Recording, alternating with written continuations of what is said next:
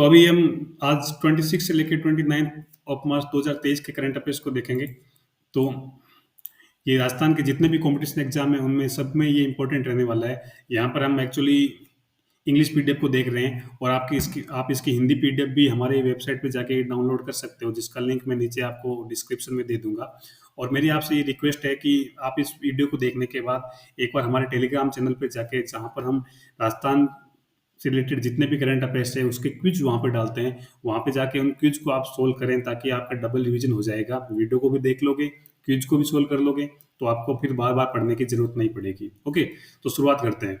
तो सबसे पहली न्यूज है सात्विक राज और चिराग शेट्टी के बारे में। इन्होंने स्विस ओपन में डबल्स का खिताब अभी जीता है, और this is the first Indian player to win the Swiss Open in doubles. ये इससे पहले किसी भी भारतीय जोड़ी ने स्विस ओपन में डबल्स का खिताब नहीं जीता है। ओके, नेक्स्ट इंपॉर्टेंट न्यूज है Shri Ashok Gehlot has increase the dearness allowance by 4%। अभी जो महंगाई भत्ता दिया जाता है राजस्थान के जो एम्प्लॉयज और पेंशनर को, वो 38% दिया जाता है, उसको अभी स्टेट गवर्नमेंट ने 4% बढ़ा दिया गया, तो ये भी 42% हो गया है, और ये 1 जनवरी 2023 से अप्लीकेबल होगा, लागू होगा। नेक्स्ट इंपॉर्टेंट न्यूज है कुनो नेशनल पार्क के बारे में। तो दोस्तों, कूनो नेशनल पार्क इसलिए न्यूज में था कि अभी हाल ही में क्या हुआ कि वहां पर एक चीता की डेथ हो गई थी किडनी फेलियर की वजह से। और ये चीता, अगर आपको याद है, तो पिछले साल भारत सरकार अफ्रीका से, नामीबिया से लेके आई थी इसको, इस कूनो नेशनल पार्क में रिलोकेट किया गया था। तो ये इसलिए हर न्यूज़पेपर में अभी यही न्यूज़ चल रही है कि ये इसकी डेथ हो सकता है, यहाँ के एनवायरनमेंट सूट नहीं हुआ उसकी वजह से हो गई होगी। तो ये बहुत सारे कयास लगाए जा रहे हैं कि या एनवायरनमेंट की वजह से डेथ हुई है, या फिर कोई खाना सही नहीं मिला उसकी वजह से डेथ हुई है, या फिर कोई वायरल इन्फेक्शन हो गया था, या फिर उस पीछे से ही वो इन्फेक्टेड था। इसको लेके काफ़ी न्यूज़ चल रही है। तो ज़्यादा से ज़्यादा इसमें ये क्वेश्चन आ सकता है कि कुनो नेशनल पार्क कहाँ पर लोकेटेड है, या फिर ये आ सकता है कि अभी अभी जो चिता की डेथ हुई थी वो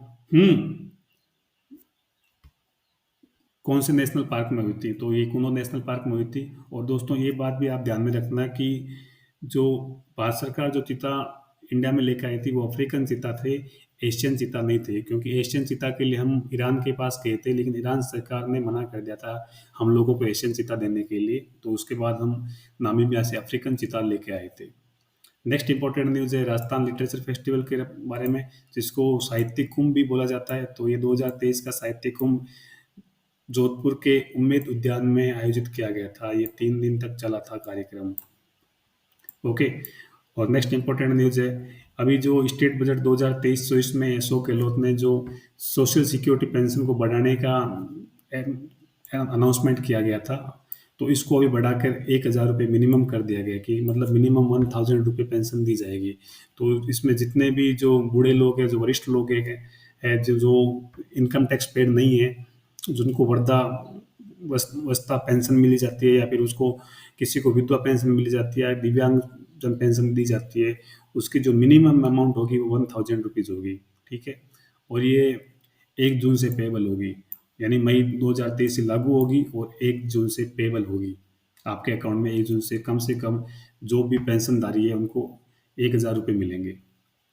नेक्स्ट इंपॉर्टेंट न्यूज है अभी राजस्थान सरकार ने जो हमारे राजस्थान स्टेट में जितने भी खादी गारमेंट की जो डिटेल्स होती है उसमें 50% डिस्काउंट देने का मतलब ऐलान किया है, अनाउंसमेंट किया है। तो ये जो अनाउंसमेंट किया गया है उसकी जो रिबेट होगी वो 35% स्टेट गवर्नमेंट द्वारा दी जाएगी, वहन की जाएगी, और 15% खादी कमीशन न्यू दिल्ली द्वारा वहन की जाएगी। और ये एप्लीकेबल होगी 2 अक्टूबर से लेके 30 जनवरी 2024 तक।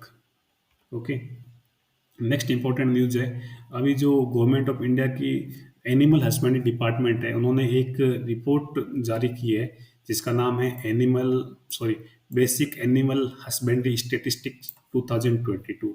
इसके अनुसार जो राजस्थान में टोटल मिल्क प्रोडक्शन होता है वो 15.05% मिल्क प्रोड्यूस किया जाता है राजस्थान में, जो कि इंडिया में सबसे ज़्यादा है। तो इसका मतलब ये है कि इंडिया में सबसे पहला जो स्थान है मिल्क प्रोडक्शन में वो राजस्थान का है।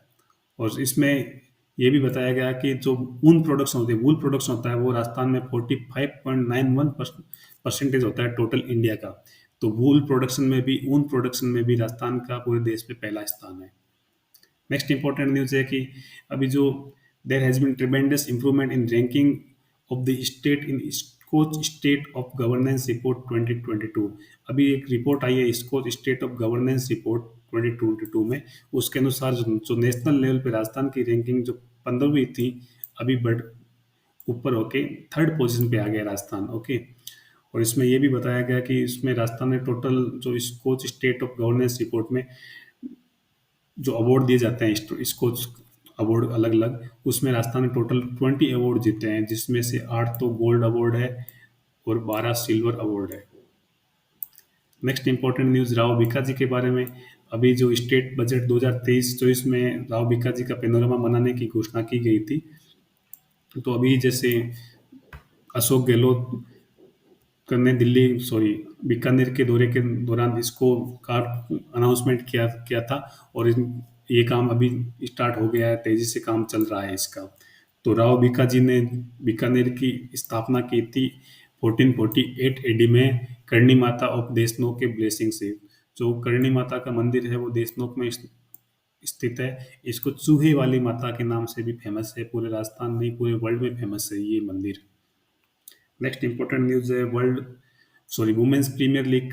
अभी वुमेन्स प्रीमियर लीग का फर्स्ट एडिशन का आयोजन हुआ था, पहले संस्करण का।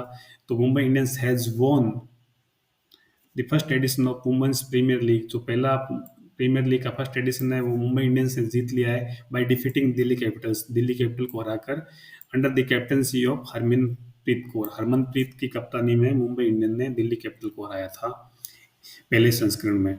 ठीक है। और the final match took place at Veer Bhagat Singh stadium Mumbai. तो ये फाइनल मैच मुंबई में खेला गया था वीर भगत सिंह स्टेडियम में। The old name of Veer Bhagat Singh stadium was Brabourne stadium. Veer Bhagat Singh stadium कहाँ पर है? मुंबई में। इसका पुराना नाम क्या है? ब्राबोर्न स्टेडियम, ध्यान में रखना। नेक्स्ट इंपॉर्टेंट न्यूज़ है परवन इरिगेशन के रिलेटेड। तो इससे ज़्यादा इंपॉर्टेंट क्वेश्चन बनता नहीं, यही बनेगा कि परवन जो इरिगेशन प्रोजेक्ट है वो कौन कौन से जिलों को प्रभावित करती है। तो झालावाड़, बारा और कोटा डिस्ट्रिक्ट को बेनिफिटेड है ये, इसको ज़्यादा लाभ पहुंचेगा, लाभान्वित जिले हैं ये। तो दोस्तों एक होता है कि वृहद सिंचाई परियोजना यानी मेजर इरिगेशन प्रोजेक्ट। तो मेजर इरिगेशन प्रोजेक्ट किसको बोलते हैं?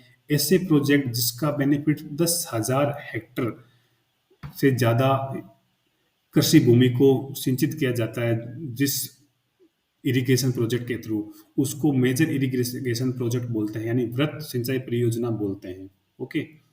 The project which irrigate more than 10,000 hectares of cultivable command areas are called the major irrigation project। जो 10,000 हेक्टर से ज़्यादा कृषि भूमि को सिंचित करता है उसको मेजर इरिगेशन प्रोजेक्ट बोला जाता है।